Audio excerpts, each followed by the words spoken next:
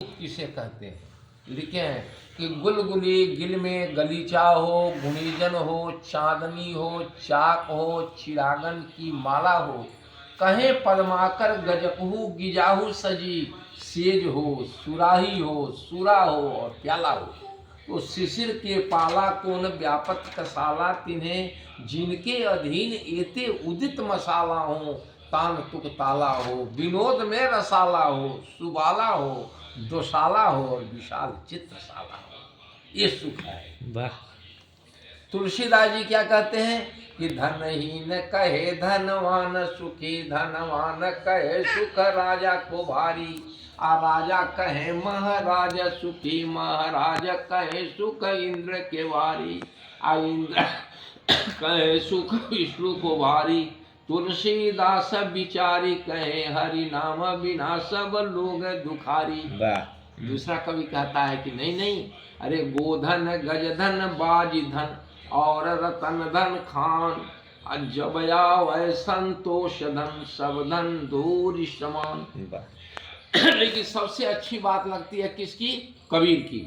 साईं इतना दीजिए जामे कुटुंब समाय, अब मैं भी भूखा न रहूं साधु न भूखा जाए।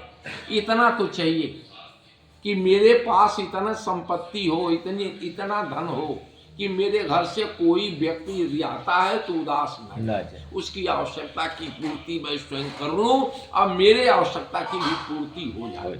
एक व्यक्ति था, धनी व्यक्ति था, लोगों की मदद करने वाला था। उसके पास एक दूसरे गांव से उसका एक मित्र गया मिलने के लिए। तो उस दिन उसकी अर्थी सुलाई गई थी, सायंकाल का समय था।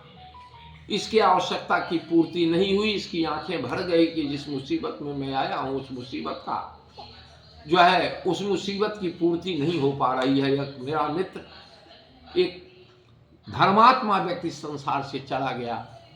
दो तरह का दुख उसको हुआ, जो एक मेरा मित्र चला गया, दूसरा जो है लोगों का मददगार चला गया इस संसार से। यह कहते हुए उसकी आंखें भर गई, वह निराश होकर लौटने लगा। रात का समय था।